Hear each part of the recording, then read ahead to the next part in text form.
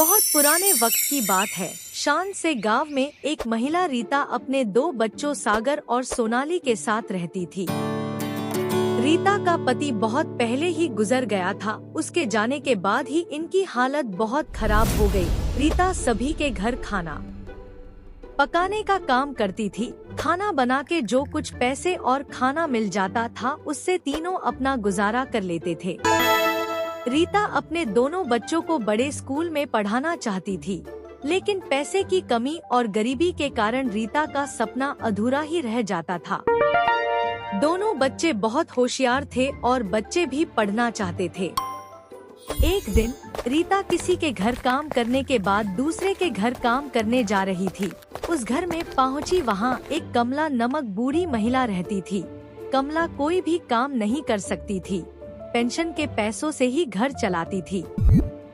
रीता ने उसके लिए खाना बनाया और खाना लेकर आई और बोली, कमला माँ, कितने महीने हो गए आपने पैसे नहीं दिए।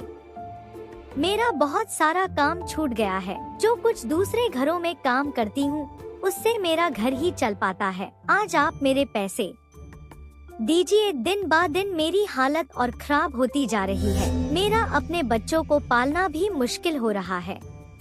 कमला ने कहा, बेटा रीता, मैं बुढ़िया क्या कर सकती हूँ। तुझे पता तो है, अगर पेंशन के पैसे नहीं मिले तो मुझे भीख मांगना भी पड़ सकता है। मैं कहाँ से इतने सारे पैसे एक साथ लाऊं? तुम थोड़ी देर रुको, मैं आती हूँ।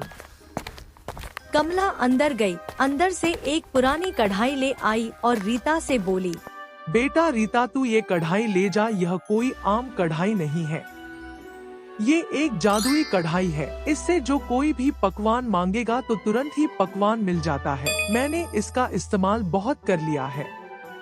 मैं लालच में आ गई थी, इस कारण ये मुझे कोई भी पकवान नहीं देती। तुम लालच मत करना, तुम इसे ले जाओ और बोलना, कढ़ाई मुझे खाना दो, फिर खाने का नाम लेना। रीता बोली, ठीक है माँ जी, कढ़ाई देने के लिए धन्यवाद, लेकिन यह काम तो करेगा ना? हाँ रीता बेटी, तुझे यकीन नहीं तो अभी इस्तेमाल कर ले। हाँ माँ जी, मुझे यकीन है, पर मैं आज खुश हो गई हूँ। तो आप लड्डू खाओ। कढ़ाई मुझे खाना दो, खाने में लड्डू दो।